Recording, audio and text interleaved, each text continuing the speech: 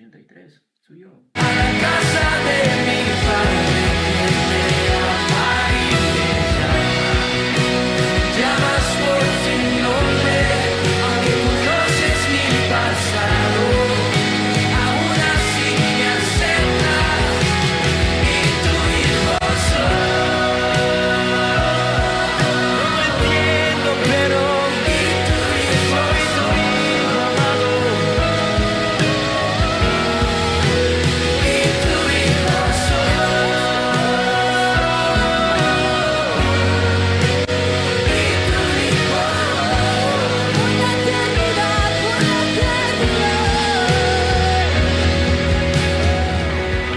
¿A dónde más iremos? ¿A dónde más encontraremos fortaleza?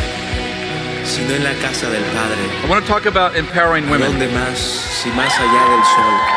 And I want to talk about, Hay un lugar, today I want to talk about the misunderstood apostles. So maravilloso lugar. there, a little bit of history we talked about already. There was 252 commandments in the Old Testament. Remember I taught you this?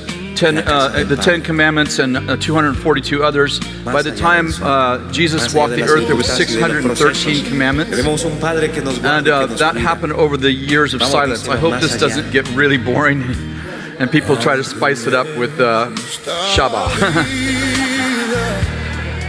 And so, the Bible is written over 1,450 years, 40 authors, and only one man seems to restrict women from leadership. And so I want to talk a little bit about that. So first of all, I want to say that when Paul, the Apostle Paul, walked the earth and wrote to churches, there was three groups of people. Paul wrote to 9 churches in 9 cities, and only in 3 cities did he seem to restrict women. And so we had 3 different cultures. We had Greeks, we had Jews, and we had Romans. Are you guys okay? This feels very academic after that. I was like, so one person you don't want to teach after. Just pretend I'm Dan, but I'm not giving you homework.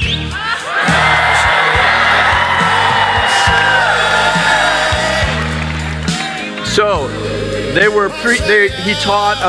lived in 3 cultures. There were churches in 3 cultures. There were Jews, there were Romans, and there were Greeks. And in order for you to actually understand what's going on, it's important that you understand culture. The epistles, the New Testament, largely the epistles, you have the Gospels, the epistles, the book of Revelation.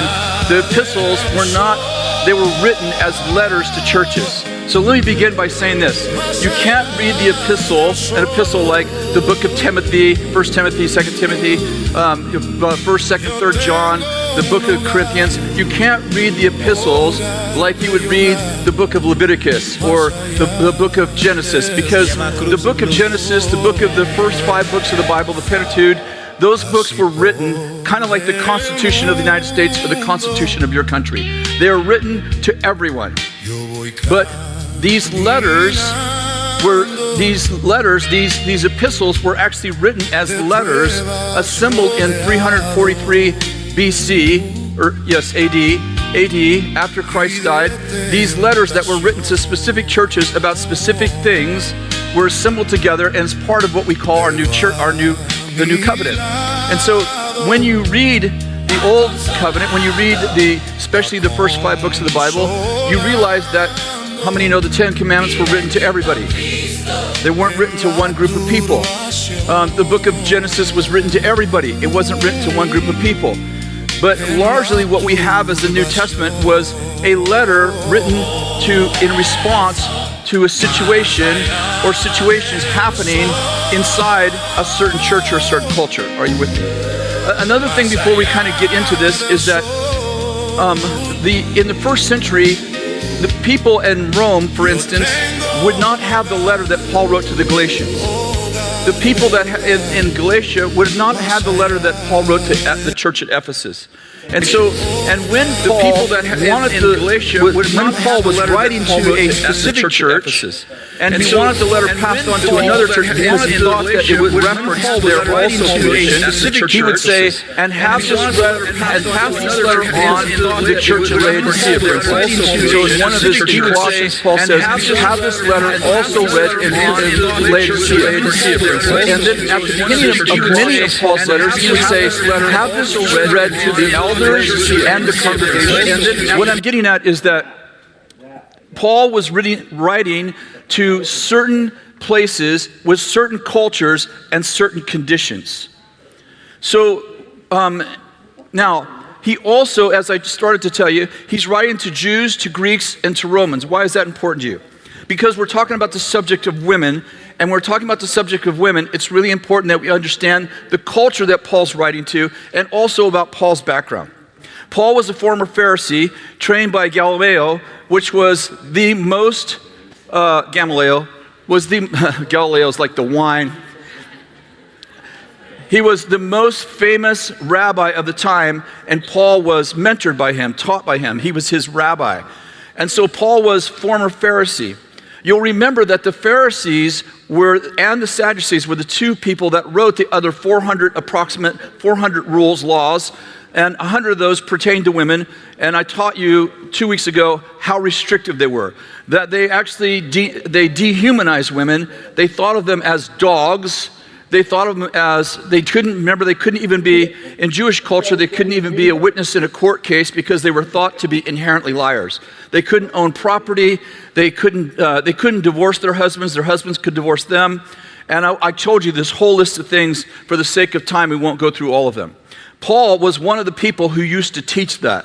So it's important when we see Paul's views towards women, I think it's going to be astounding how we see Paul's view actually changed as when he got saved. So Paul wrote to the Romans, the Jews, and the Greeks. Why is that important? The Jews, as you know, oppressed women. They were the most oppressive culture in the days of Paul and of Christ. The Romans, they actually empowered women a little more. For instance, a woman could actually own property. A woman could actually even run for an office. Although when she got married, she was still considered a possession of her husband. She was actually treated better than Jewish women. But here's what's really important for you to know. There were Greek women. And Greek women were actually empowered as gods. Greek women, unlike Romans or Jews, not only were they not oppressed, they were actually the head of society. There were two reasons why Greek mythology put women at the top. The first one is that they believed that women were created first or born first, and that all men came from women, and therefore because the woman was first in creation, she was to have power over men. The second reason why Greek mythology put women at the top is because the Greeks said that men and women have a lesser sex drive than a man, therefore a woman has something a man wants, but a man does not have something a woman wants. And therefore they said because of their sexuality, a woman is more powerful than a man because a woman has something a man wants and not vice versa. Are you following me? So what's interesting is that Paul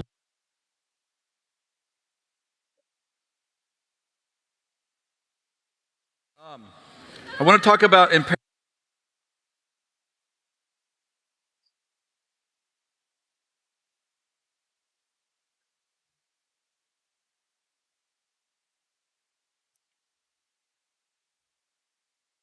empowering women. And I want to talk about, today, I want to talk about the misunderstood apostles. So there, the little bit of history we talked about already. There was 252 commandments in the Old Testament. Remember I taught you this? The 10 commandments and 242 others. By the time Jesus walked the earth, there was 613 commandments. And that happened over the years of silence. I hope this doesn't get really boring and people try to spice it up with Shabbat.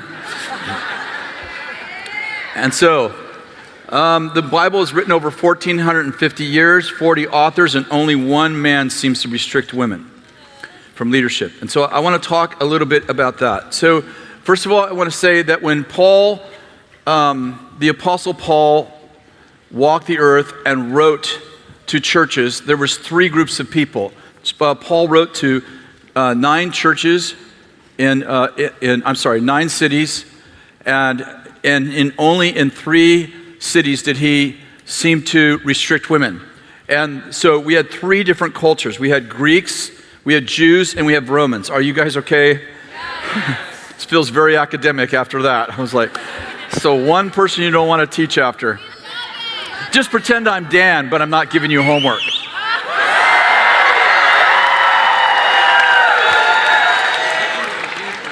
So they lived in 3 cultures. There were churches in 3 cultures. There were Jews, there were Romans, and there were Greeks. And in order for you to actually understand what's going on, it's important that you understand culture. The epistles, the New Testament, largely the epistles, you have the Gospels, the epistles, the book of Revelation. The epistles they were written as letters to churches. So let me begin by saying this. You can't read an epistle like the book of Timothy, 1 Timothy, 2 Timothy, 1st, 2nd, 3rd John, the book of Corinthians. You can't read the epistles like you would read the book of Leviticus or the book of Genesis, because the book of Genesis, the first 5 books of the Bible, the Pentateuch, those books were written kind of like the Constitution of the United States or the Constitution of your country. They are written to everyone. But these epistles were actually written as letters assembled in 343 BC, AD, after Christ died. These letters that were written to specific churches about specific things were assembled together as part of what we call the New Covenant. And so when you read the Old Covenant, when you read especially the first 5 books of the Bible, you realize that, how many know the 10 Commandments were written to everybody? They weren't written to one group of people. The book of Genesis was written to everybody. It wasn't written to one group of people. But largely what we have as the New Testament was a letter written in response to a situation or situations happening inside a certain church or a certain culture. Are you with me?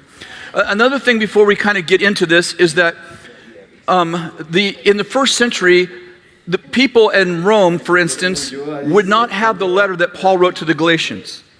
The people that in Galatia would not have the letter that Paul wrote to the church at Ephesus. And when Paul was writing to a specific church, and he wanted the letter passed on to another church because he thought that it would reference their also condition, he would say, and pass this letter on to the church at Laodicea, for instance. So in Colossians, Paul says, have this letter also read in Laodicea. And then at the beginning of many of Paul's letters, he would say, have this read to the elders and the congregation. What I'm getting at is that Paul was writing to certain places with certain cultures and certain conditions. So now, he also, as I started to tell you, he's writing to Jews, to Greeks, and to Romans. Why is that important to you? Because we're talking about the subject of women, and we're talking about the subject of women. It's really important that we understand the culture that Paul's writing to, and also about Paul's background.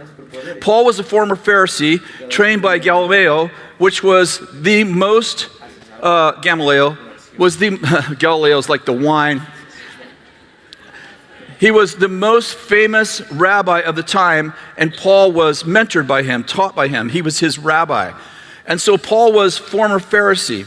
You'll remember that the Pharisees and the Sadducees were the 2 people that wrote the other approximate 400 rules, laws, and 100 of those pertained to women. And I taught you 2 weeks ago how restrictive they were. That they actually they dehumanized women. They thought of them as dogs. They thought of them as, they couldn't even be, in Jewish culture, they couldn't even be a witness in a court case because they were thought to be inherently liars.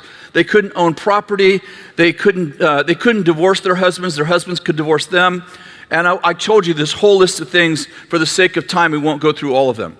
Paul was one of the people who used to teach that. So it's important when we see Paul's views towards women, I think it's going to be astounding how we see Paul's view actually changed as when he got saved. So Paul wrote to the Romans, the Jews, and the Greeks. Why is that important? The Jews, as you know, oppressed women. They were the most oppressive culture in the days of Paul and of Christ. The Romans, they actually empowered women a little more. For instance, a woman could actually own property. A woman could actually even run for an office. Although when she got married, she was still considered a possession of her husband. She was actually treated better than Jewish women. But here's what's really important for you to know. There were Greek women.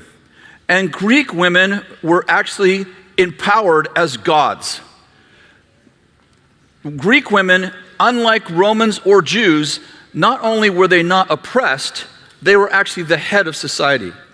There were two reasons why Greek mythology put women at the top. The first one is that they believed that women were created first or born first, and that all men came from women, and therefore because the woman was first in creation, she was to have power over men. The second reason why Greek mythology put women at the top is because the Greeks said that men and women have a lesser sex drive than a man, therefore a woman has something a man wants, but a man does not have something a woman wants. And therefore they said because of their sexuality, a woman is more powerful than a man because a woman has something a man wants, and not vice versa. Are you following me? So what's interesting is that when Paul wrote the letters to the Romans, he said nothing about restrictions to women. In fact, he said that there is no Jew or Greek when he wrote to the Romans. Same thing when he wrote to the Jews. But when Paul wrote to the Greeks, this is the only place, these three Greek cities, Crete, which was an island, the island of Crete, Ephesus, which you know, the book of Ephesus, and also, by the way, the book of Ephesus and all the books to Timothy. Timothy was the senior apostle of the church of Ephesus. So when Paul's writing to Timothy, he's writing to a Greek city. And then also to Corinthians. Corinth was the San Francisco of the day. It was considered Sin City, Las Vegas kind of Sin City. It was the place people actually went to go and sin. You know, today we would say like gambling and all that would be in Las Vegas. By the way, I think God's really changing the culture of Las Vegas. There's several of my friends there. All right. I'm simply saying the stereotype we have as Las Vegas would actually fit the the city of Corinth. And so we have Greek Corinth, Corinthians, we have Ephesus, Timothy, and then we have Crete, the book written to Titus. Titus was the senior apostle of Crete. So when Paul writes to the Jews, he doesn't restrict them. When Paul writes to the Romans, he says nothing restrictive to women. Only when Paul writes to the Greeks. So this is very important to know because of what I'm about to tell you. When I first came, probably a year, 5 or 6, at Bethel Church, behind the sanctuary, you know when you go in the sanctuary, you're sitting in the sanctuary, and you have the stage right back there? To the stage on the left side, which now has a sound studio in it, it used to actually be a nursing room for mothers. So that during the service, mothers could go in that room, and it had a big screen in there, and mothers could nurse their children and watch the service. And on the door, it said, "Stop nursing mothers only." On the door of the studio, it said, "Stop nursing mothers only." One day, I'm walking by that studio. It's actually a studio all week long, but on Sunday mornings, it's a mother's nursing room. I'm walking by, somebody had left the sign up on a Tuesday, and I walked by that sign and it said, "Stop nursing mothers only." And I thought, you know what, if you didn't know what was going on in that room, that sign could mean lots of different things. It could mean stop mothers from nursing. They should be using formula. Or maybe it could mean everyone can nurse except for mothers. Stop nursing mothers from nursing. Or maybe it could mean mothers should stop nursing. How many of you know that sign wasn't to mothers at all? That sign was to everybody else who was going in the room, and it's supposed to mean stop There's nursing mothers in the room. In other words, the room was supposed to restrict anybody who wasn't nursing from coming in. If you didn't know what was going on in the room, you could misunderstand the sign. All right, did you get what I just said? What I'm getting at is that if you don't understand the culture in which something is written, you don't understand the circumstances, how many know you could completely misunderstand the sign? As a matter of fact, you could read that sign to mean the opposite of what the person who put that sign up on the door was trying to say. He's trying to protect women. He's saying, hey, there's nursing mothers in here, don't come in here. But if you just took the sign, literally, stop nursing mothers, stop nursing mothers, stop nursing mothers. Okay, nursing mothers are the ones who can't come in here. How many understand you have to kind of know what's going on in the room so you can understand how to read the sign? Does that make sense to you? So why am I giving you all this background? I'm not giving you this background to explain away the verses. I'm giving you this background so you understand the verses. Okay, so let's turn to 1 Corinthians chapter 7. You all don't even have Bibles down here, do you? Oh. 1 Corinthians chapter 7.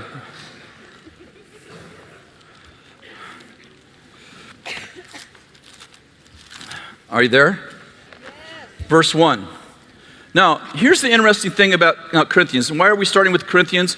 Corinthians has the most restrictive verse in the Bible on women. It says, it says, women should be silent in the church.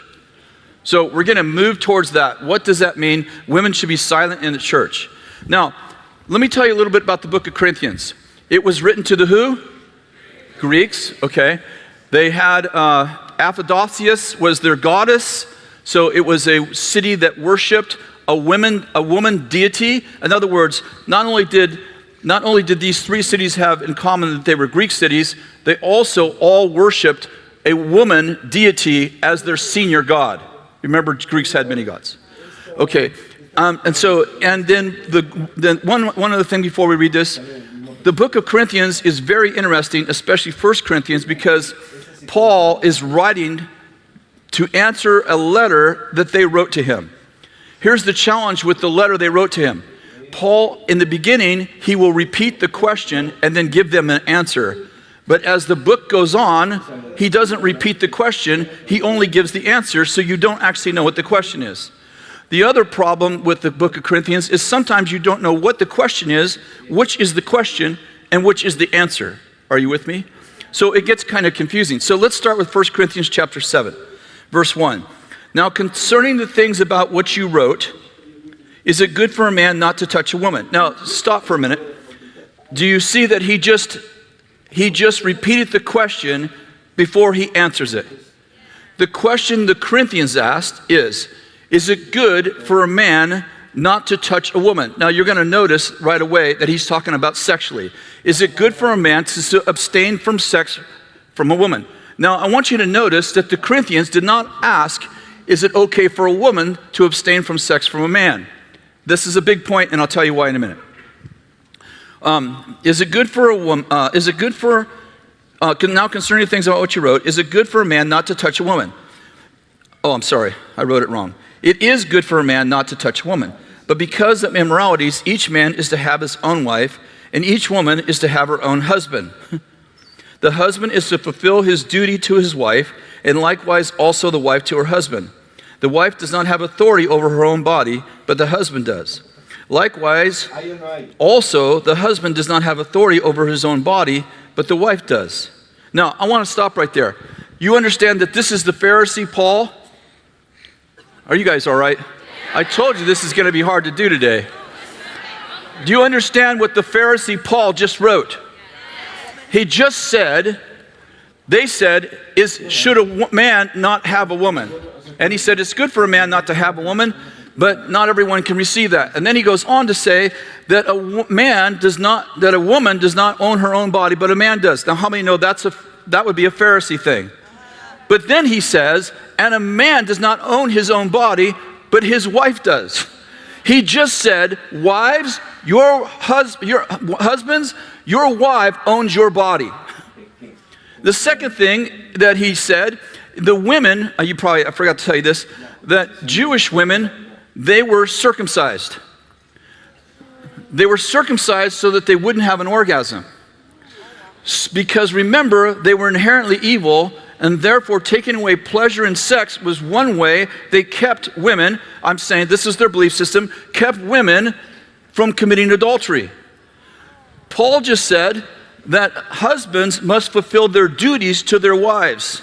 Not just should husbands have sex with their wife for pleasure, but how many know he just said your wife should you have a duty to have sex with your wife so she'll have pleasure.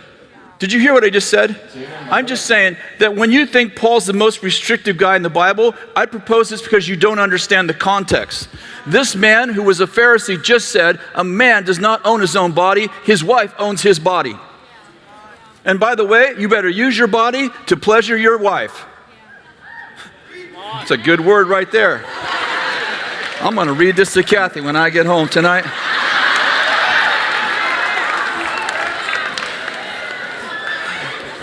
Verse 5, let's go on. I thought I'd wake you up a little bit.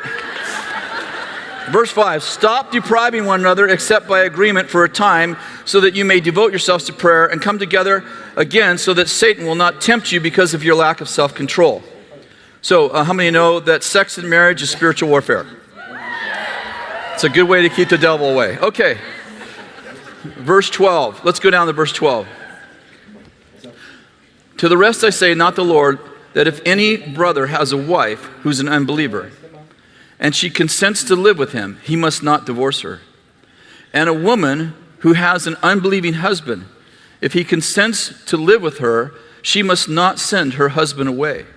For the unbelieving, listen to this, you're not even going to believe this. Verse 14. This is answering the question, does a husband cover the wife? For an unbelieving husband is sanctified through his believing wife. And an unbelieving wife is sanctified through her believing husband. For otherwise your children are unclean, but now they are holy. Yet if the unbelieving one leaves, let them leave. The brother or sister is not under bondage in such cases, but God has called us to peace. For how do you know, O wife, whether you will save your husband? How do you know, O husband, whether you save your wife? Now, for you that maybe don't know history, that was a radical statement.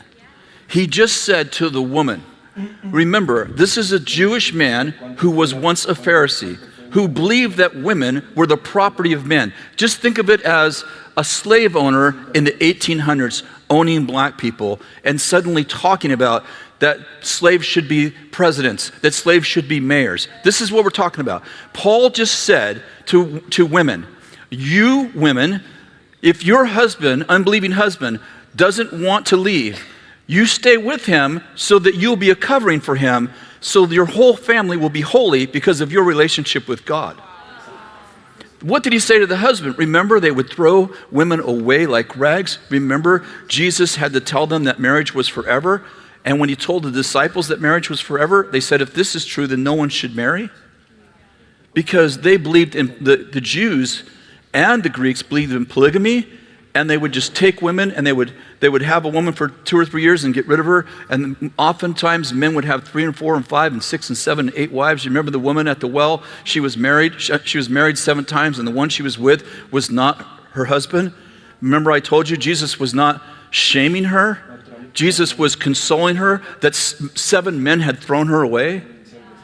Now he says to the husband, listen, if your wife is believing, if your wife is unbelieving, you are still to honor her and let her stay in the house and stay married to her. Paul is saying, if you married her, it's forever. This is all a 180-degree change from Paul's belief system before he was a believer. Are you with me? Paul is now empowering women. Paul is now saying a woman actually could save her husband. Do you understand that women weren't even taught the gospel? It was illegal for 400 years to teach the woman the scriptures? Okay.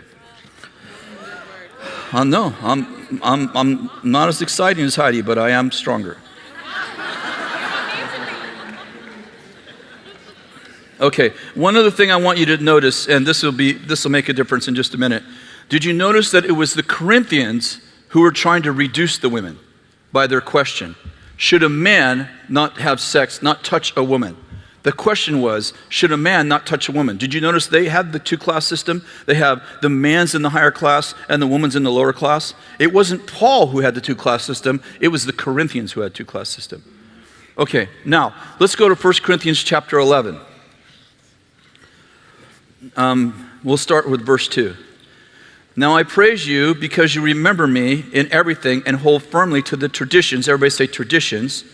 Just as I delivered them to you. But I want you to understand that Christ is the head of every man, and that man is the head of every woman, and that God is the head of Christ. Now, before we go on, I want to tell you that the word man and woman, as I've told you before, the word man and woman in the Greek, there's only one word for the word man and husband, and only one word for the word woman and wife. So there's 43 English translations of the Bible. And I think 23 of them translate this the way I'm reading it. But I want you to understand that Christ is the head of every man. The other way that could be read is Christ is the head of every husband. The husband's the head of every wife. This version, New American Standard, translates it man is over every woman. Now, the challenge with that is that would be more restrictive than Genesis, right? Because remember that Genesis, the curse over the woman is, you were, I'm sorry, that you will have increased pain in childbirth, and your husband, your desire will be for your husband, and he will rule over you. And remember, in the Hebrew, there's a different word for, I know sounds so, so complicated. But in the Hebrew, there's a different word for husband and man, and a different word for wife and woman. So in the Hebrew, it says, when you get married, your husband will rule you. Remember that even the curse wasn't every man will be over every woman. It was when you get married, your husband will rule you. If you read this the way that the New American Standard Bible interprets it, it says, it says that Christ is the head of every man, not husband, and man is the head of every woman. How many know that rendition is stricter than the Genesis curse? Okay, we're going to go on. Every man who has something on his head while praying or prophesying disgraces his head, and every woman who has her head uncovered while praying or prophesying disgraces her head, for she is one and the same with the woman who has her head shaved. I'll tell you this in just a minute. Tell you about it. For if a woman does not have her head covered, let her also cut off her hair. But it is disgraceful for a woman to have her hair cut off. If it is disgraceful for a woman to have her hair cut off and shaved, let her cover her head. For a man ought to not have his head covered, since he is the image and glory of God. But a woman is the glory of a man. For the man did not originate from woman, but woman from a man. For indeed, man was not created for woman's sake, but woman for man's sake. Therefore, the woman ought to have a symbol of authority on her head because of the angels. However, in the Lord, neither is woman independent of man, nor is man independent of woman. However, in the Lord, how many of you are in the Lord? Okay, just making sure. However, in the Lord, neither is woman independent of man, nor is man independent of woman. For as a woman originates from the man, so the man has his birth through the woman, and all things originate from God. Okay, so let's talk about this for a minute.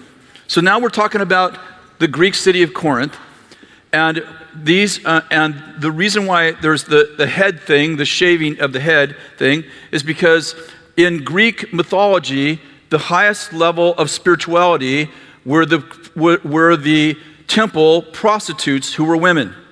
The temple prostitutes, like we think of a prostitute like the lowest level of society, actually in the Corinthian culture, the temple prostitutes were the highest level of society. And the highest level of spirituality in Corinth is to have sex in orgies with the temple prostitutes. And you knew they were temple prostitutes because they shaved their heads. So this whole thing of having long hair and covering your head, it's all related to the Corinthian culture, and women who had their head shaved, they were saying, I'm a prostitute, I'm a temple prostitute.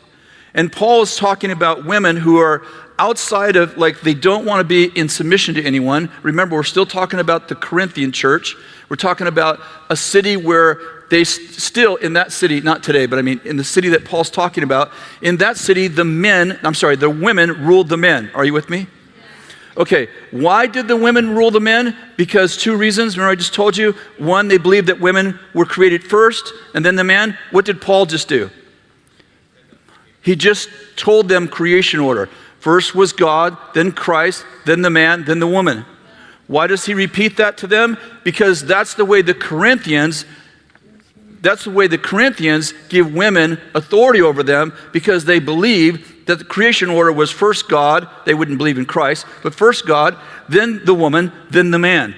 So Paul in Timothy, yes, and in Corinth repeat creation order, because that's the way they deem that these women should be ruling them.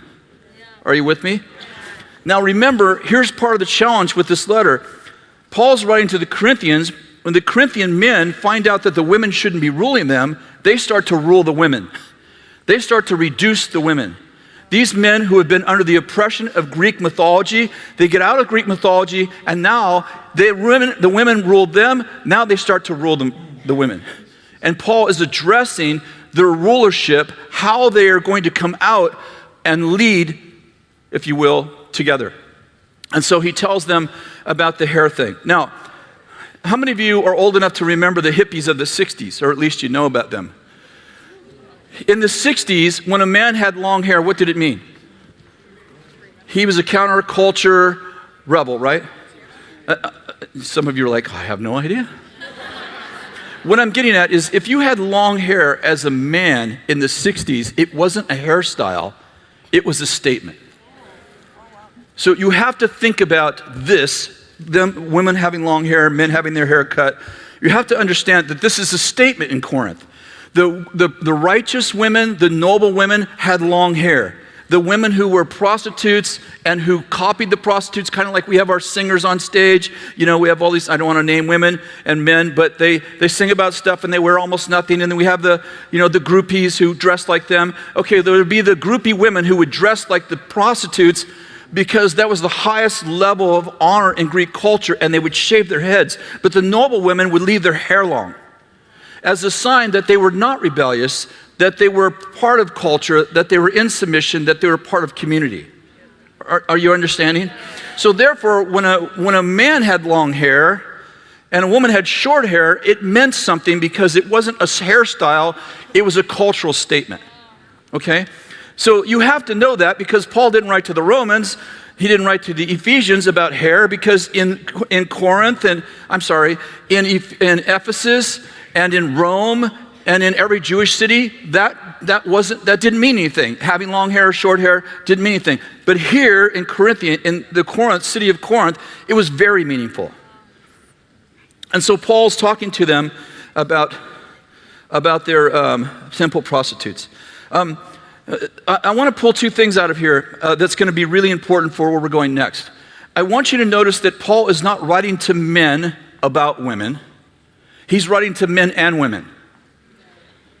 Why is that important? It's going to make a difference. Did you notice in 1 Corinthians 7, remember we just read, he said to the women, don't send your husband away. To the women, how do you know that you won't be saving your husband? My point is, he's not writing to women, he's not writing to men about women, he's writing to men and women. Are you with me?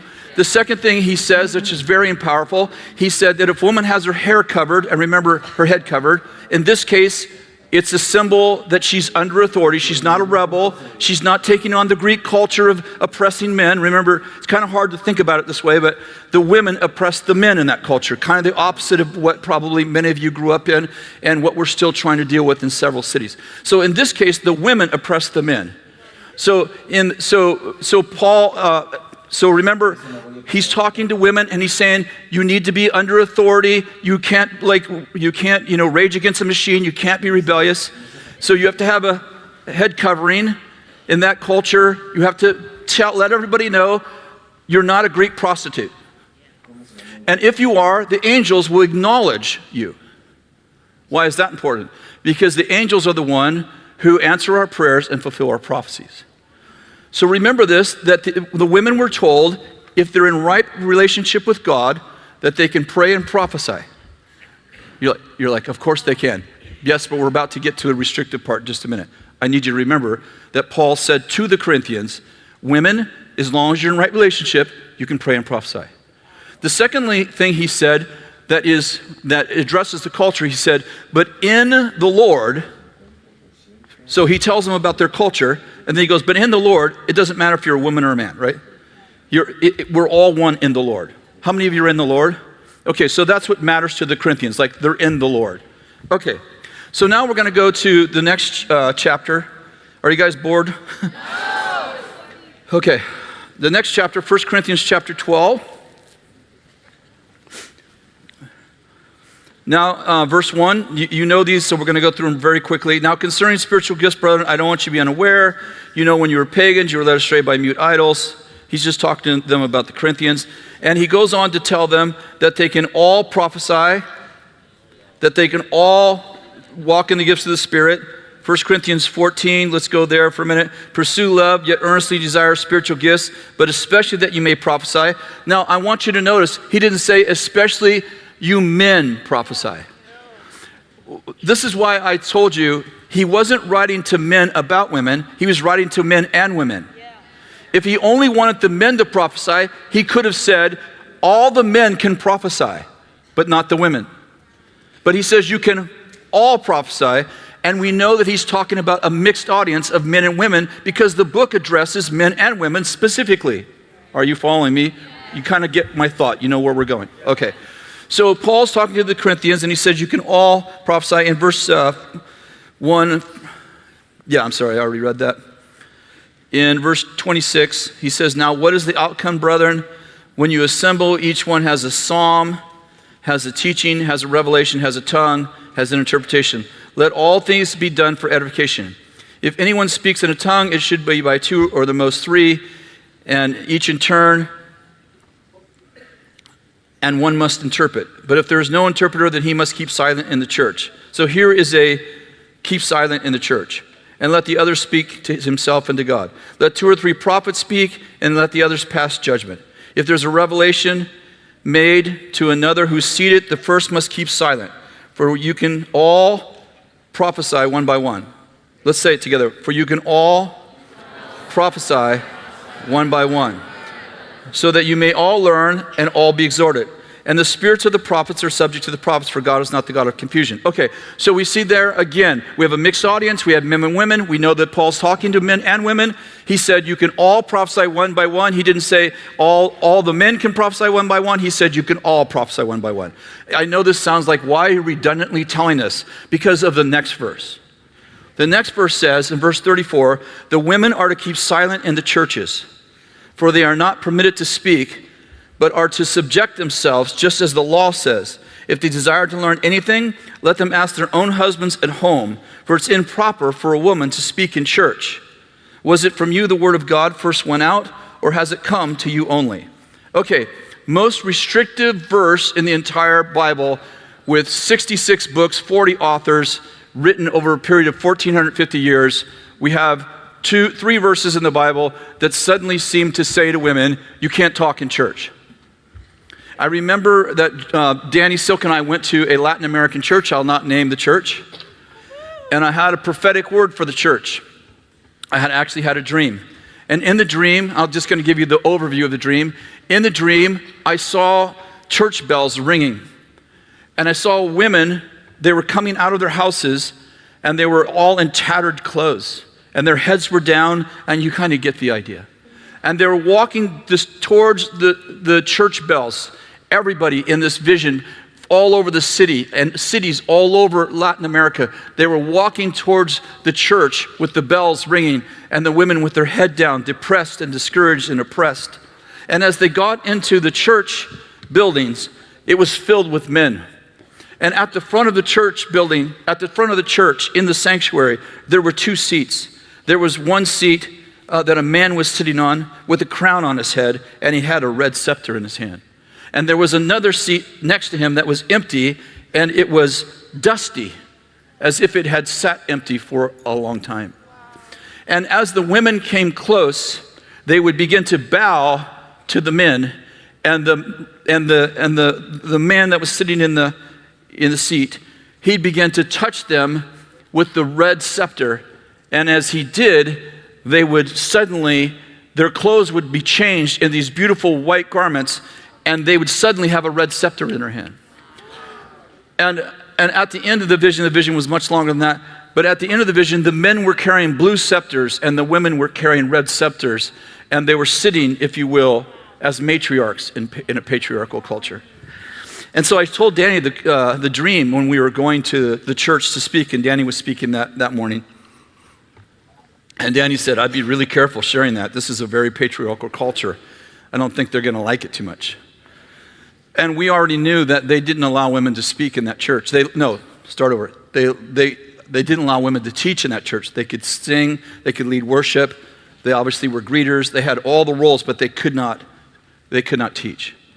So when Danny's session was over, we went to lunch there, and there was this long table with about 18 of their elders there, and we had been there before. It was all fun, and it's in a different language. Of course, they spoke Spanish, and come on, Español. ¿Cómo estás? That's all I know. I don't have any idea what it means. I can teach you if you want. Thank you. So anyway, let's see if I can shorten this a little bit. So we get to the table, we're talking, and they say at the end of the kind of lunch, they say, do you have anything from the Lord for us? And Danny goes, he does. And so I share the word. Now, obviously, it was much longer than that. It was probably 10 minutes long. I shared the word. And when I got done, the laughing stopped, and they got really quiet, and the head guy stood up and said, this is heresy. For Paul wrote to Timothy, he said, I don't allow him to teach or exercise authority over a man. And so it was like, so Danny looks at me like, it was him. I'm good with what you guys are doing. He's got the problem. So we talked a little bit, didn't go very well. I was the next person to teach. They said, do not teach this inside of our church. And tomorrow we're going to fly out our theologian, and he's going to have a conversation with you. I'm like, well, Danny's like, with him. So I taught that day, and the next morning Danny taught in the morning, and the afternoon was we had lunch, and the theologian came in. The theologian's 6'6". He's an American. He speaks English, and we eat lunch. It was very quiet. And then as soon as they say, we're going to have this conversation about your heresy. I said, okay. So I'm sitting there, and the man stands up, and Danny and I are sitting in chairs, and he says, you are preaching heresy. Now they're translating for the Spanish-speaking people, and he's talking to me in English.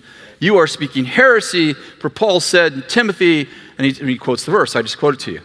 And he's raising his voice, and he's doing this to me, and I'm sitting, he's standing over me, and I'm like, whew, boy, did you get your hemorrhoids all knotted up there?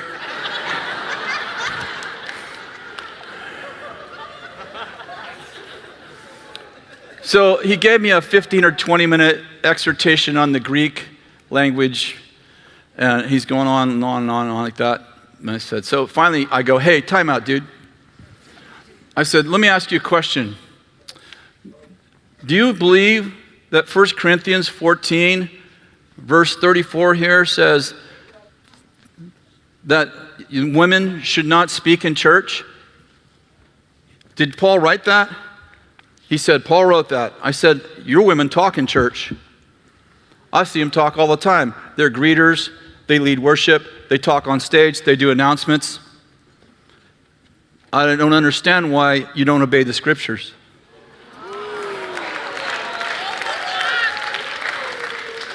He said, well, you don't understand the context of that verse. I said, oh, I get it. So you get to change the meaning through context, but you get to decide what context defines the meaning. So as long as it fits what you want, then you're willing to take context into consideration and know that context determines explanation. But when it gets to Timothy's word, you take context and you say context doesn't make any difference. Well, how come you use one standard for one place and use a different standard for another? Isn't it funny? It's funny to me that in Corinth you take into context, but in Ephesus you don't. I would say you're the heretic. Now, let me tell you, that didn't go over very well, and Danny was doing his Danny thing like, whoa, slow the train down.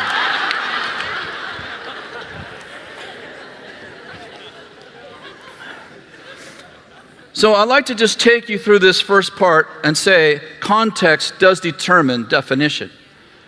Almost everybody believes that, and even people who restrict women from teaching, very seldom do you see a church where women can't speak at all. So they do take context into definition, but they do it when they want to and not when they don't. So here we go.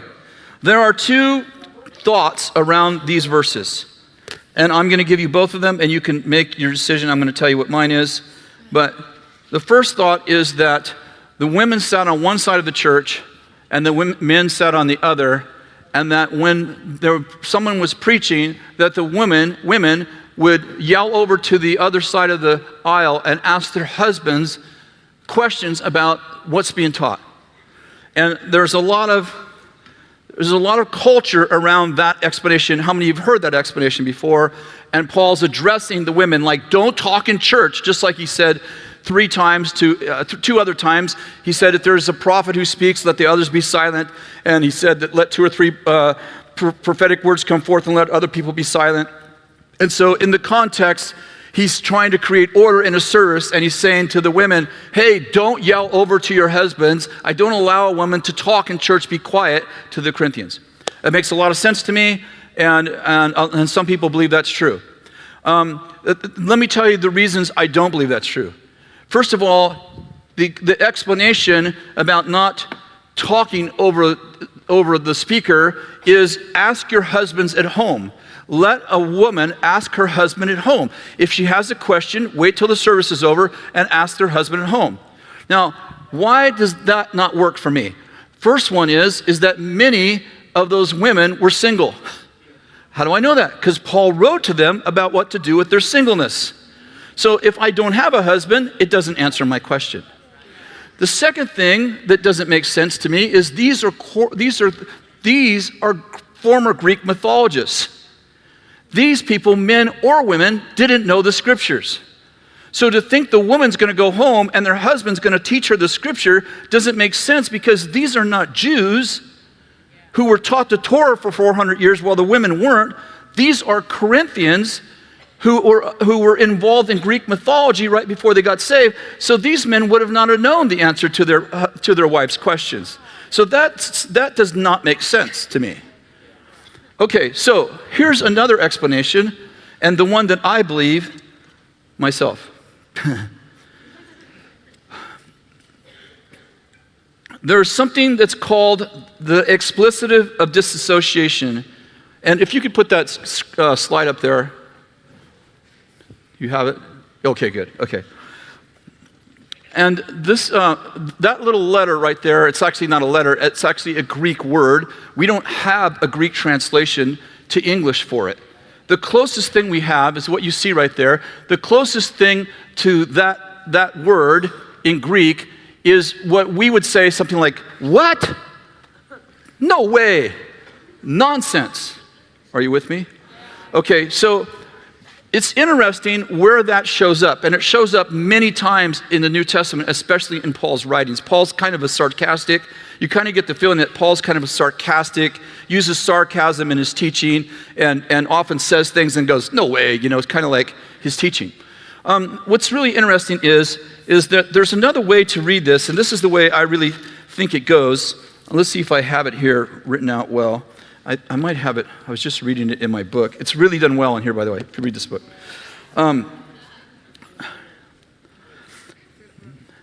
So the part of the scripture that says, yes, verse 34, here it is. Sorry, this will be a little clumsy, but I think we should push our way through it. Verse 34, women are to keep silent in the churches, for they're not permitted to speak, but are to subject themselves, just as the law says. That is thought to be the Corinthians talking to Paul. Look at the next verse says, for if they desire to learn anything, let them ask their own husbands at home, for it's improper for a woman to speak in church. Was it not from you that the word of God first came forth, or has it come to you only? If anyone thinks he's a prophet or spiritual, let him recognize the things that I write to you are the Lord. Now, what's interesting is that little "in" right there, it's actually at the beginning of the verse right here that says, verse 36, was it from you that the word of God first came forth? In front of that, was it from you, is that letter. In other words, it's depicted as women should be silent in the churches. They should not be permitted to speak. They are to subject themselves to the law, as the law says. And they desire to learn anything, let them ask their husbands at home, for it's improper for a woman to speak in church. And Paul, in verse 36, is thought to be saying, what? Nonsense. Was it from you the word of God first came forth? Or has it come only from you? If anyone thinks he's a prophet or spiritual, let him recognize that the things I write are the Lord's commandments. Paul's not saying women can't speak. They're saying women can't speak. And by the way, you'll notice that they say, the Bible here, let them subject themselves just as also the law also says. If this was Paul's statement, Paul would know that the law, the Old Testament, there is nowhere in the law that restricts women from teaching or preaching or talking anywhere in the synagogue. So this was not like someone who understood the law. Let me say it differently. Somebody who didn't understand the law wrote that statement. Paul, the amazing former Pharisee, would have not written that statement because there is no restrictive verse in the Old Testament that restricts women from speaking anywhere. So whoever wrote that did not know the law. Paul's rebuke is, that's nonsense. Are you the one, the word of God came forth just from you and not from them? Are you getting the idea?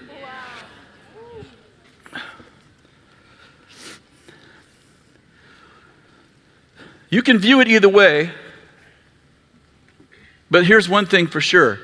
Paul writes 14 chapters that empower women to speak, to have authority over their own bodies, to have authority over their husband's body, to have authority if they're the only believer in the home as a covering over their husbands, to prophesy, to have revelation, to have teaching. Each one has a teaching, has a revelation, and it goes on this list. He gives, for 14 chapters, he includes everybody. It doesn't make sense that he would include everyone for 14 chapters and then say, but the women can't do any of the stuff I just taught you. How many of you know in the book of Acts chapter 2 it says, in the last days I'll pour out my spirit on all flesh.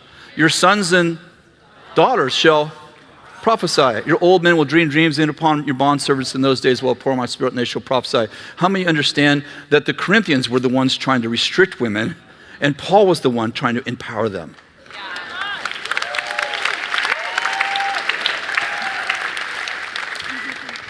Okay, now let's go to first. How are we doing for time? Okay. Whew.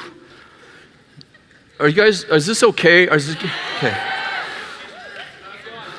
In 1 Timothy chapter 2. Why don't you go there? We'll go to the second most restrictive text in the Bible. Verse 11. A woman must quietly receive instruction with entire submissiveness. I do not allow a woman to teach or exercise authority over a man, but to remain quiet. For it was Adam who was first created, and then Eve. And it was not Adam who was deceived, but the woman, being deceived, fell into transgression. But a woman will be preserved through childbearing if she continues in faith, love, and sanctity with self-restraint. Okay, so let's back up for a minute. Who's he writing to? Timothy. Come on, help me. Timothy, it's the book of Timothy. This isn't very hard. Come on, help me. Ladies, you might want to know these things. Guys, too. Listen, many of you are going to go plant churches, and they're going to be the most profoundly powerful churches in the nations. And you're not going to ignore the verses. You're going to receive those verses, and you're going to know why you are empowering women. You're not going to do it by accident. And you're going to draw both men and women. You're going to have matriarchs and patriarchs. And for the first time in history, we're going to have churches that have matriarchs and patriarchs. We're going to have the feminine and masculine side of God. So this is kind of important, even though it's not super exciting. So Paul's writing to who? Timothy. Where is Timothy at? Ephesus. Who is the goddess of Ephesus? Yes, Diana. Yes. And Diana is a multi-breasted god. She has many breasts, and she is thought of as the goddess of both virginity. This is interesting, of virginity and also of fertility. The main reason why Ephesus was famous, and if you go to the book of Acts, remember when they were preaching and they thought that they were speaking against who is the temple goddess of Ephesus of Diana? Yes, and all the silversmiths got together and started to speak. Right, you remember this? Diana is a multi-breasted. What was going on in Ephesus was that women would come to Ephesus to have their children. The reason why they did is because many women died in childbirth, and they thought that they were speaking against who is the so many women died in childbirth and Diana, and this Diana was thought of as the goddess of fertility. Is a multi-breasted women while they were giving birth. That women, the challenge that Timothy had, one of the reasons why they did is because many women died would not receive Christ because they were afraid of offending so many women died and dying in childbirth. And so this last verse is super easy to understand, but women will be preserved in the bearing of children while they were giving birth. And women, self-restraint.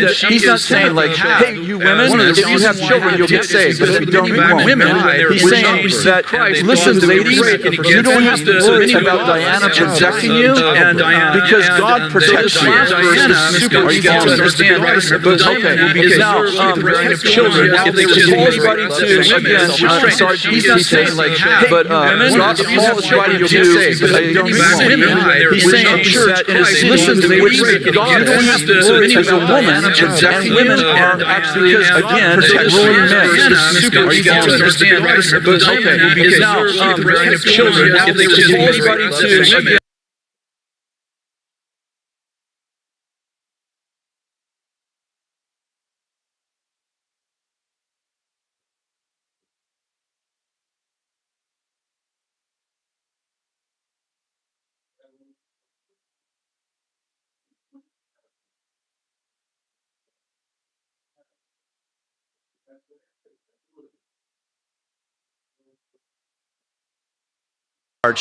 this is a woman's city run by women. You have to remember that the women are oppressing men the way that men in our culture have oppressed women in many of our nations. So these men and women are getting saved, and Paul's having to speak into this woman rule, oppressing men, and all of those situations. Are you with me? Okay, so if you understand that, then the book starts to make sense, and some of Paul's corrections towards men and women make a lot of sense. Otherwise, you're like, well, Paul doesn't allow anyone to teach, and it's like, well, that's funny. There was lots of women who did teach in the New Testament.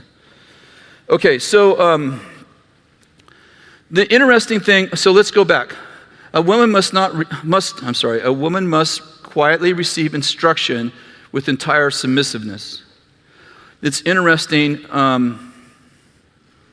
I don't allow a woman to teach or exercise authority over man, but to remain quiet. Here's an interesting thing. The word submission, the Greek word for submission is, I can't pronounce it, it's Hupotage, and it means to be in subjection. In this particular verse, the context dictates that the woman should be in subjection to the instruction, not the instructor. It's important to remember that Paul wrote to women. 2 verses before Paul wrote to women, he corrects the Ephesus men when he writes, "Therefore I want men in every place to lift up holy hands without wrath or doubting." So Paul is telling the women that they need to be submissive to the word of God, and he's telling the men that they need to stop being angry and argumentative. Now, this is really interesting. The Greek word for authority, I don't allow a woman to have authority over man. The word authority is Argentein. I'll spell it. It's Huthentein, and it's translated exercise authority over. But it's the only place in the entire Bible that word for authority is used. Now, let me tell you why that's important. That word originally meant to murder with one's hand or to commit suicide by one's hand.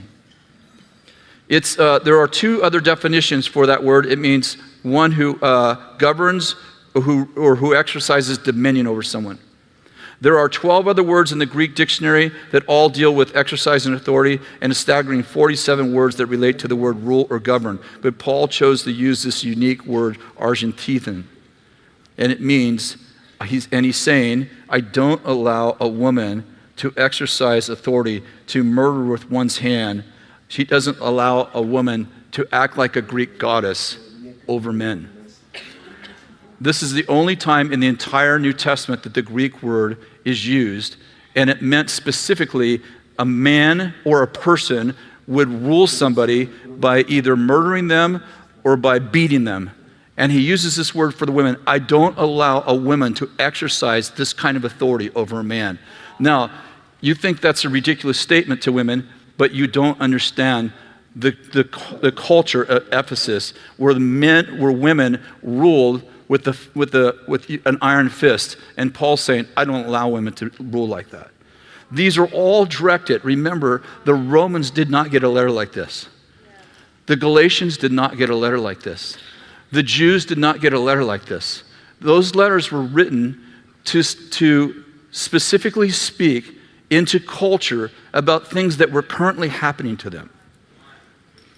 It's important that we realize that, because Priscilla is called a church leader in Acts chapter 18. Junna is called an apostle in Romans 16. Phoebe is called a deacon in Romans 16. Deborah was a prophetess in Judges 4, verse 4. And Anna was a prophetess in Luke chapter 2, verse 36. What I'm getting at is that if the Bible didn't allow women to have places of authority, what was the Old Testament woman being the head of a country? Are you following me? I'm saying there are places where women shouldn't rule. In that case, in the first century, we're talking about Ephesus because of the culture they were coming out of. But how many understand that if that was true, then Deborah should not have been ruling a country? that Junna shouldn't have been an apostle. How many know apostles had authority over people? How many know that there were prophets and prophetesses? And the Bible says, listen to this, in Ephesians chapter 4, he gave some as apostles and some as prophets, some as evangelists, pastors, and teachers to do what? Equip the saints to do the work of service. How many know he didn't eliminate women from being prophetesses who equipped the saints to do the work of service? How many know that if a woman couldn't teach or exercise authority, she could no way play the governmental role of prophetess, and yet there were prophetesses both in the Old and New Testament?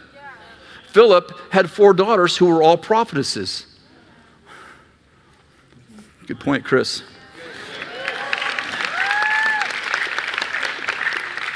How are we doing? Got a few more minutes. Okay.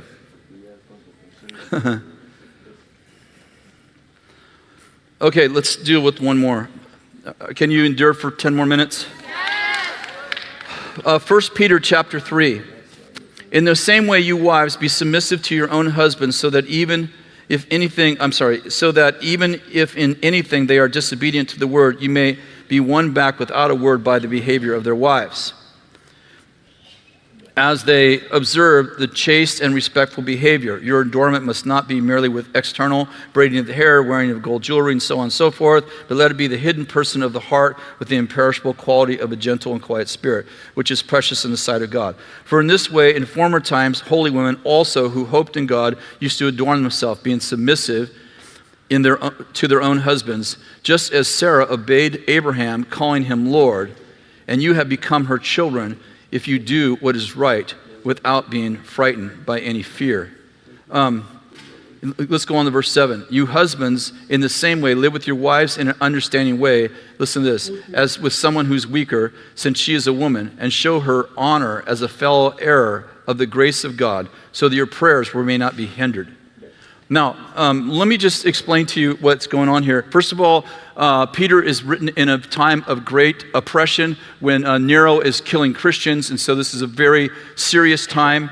And Peter is talking to the husbands. Let me take the last verse.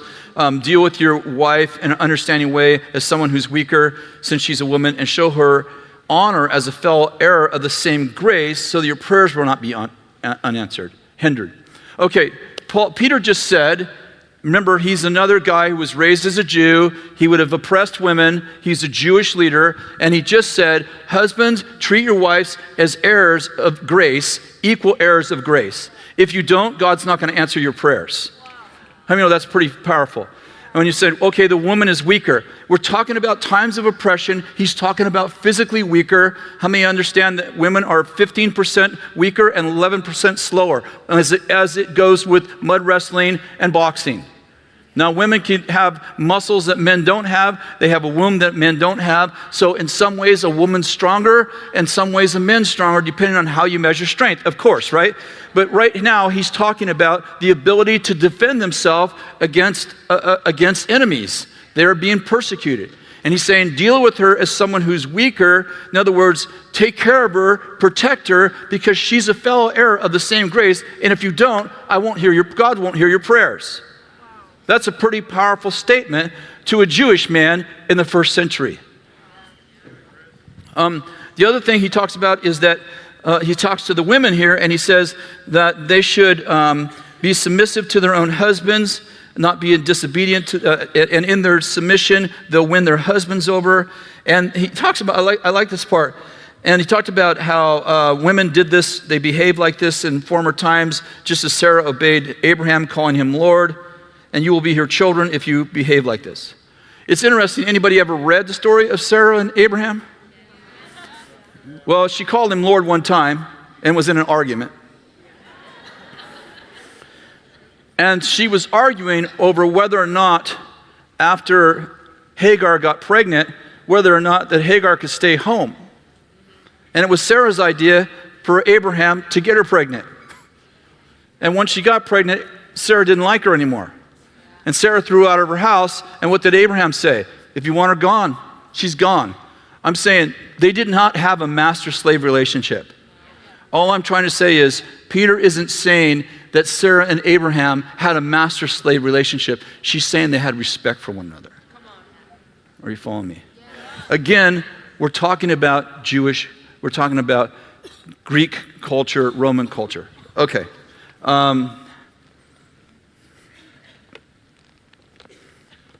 That's it.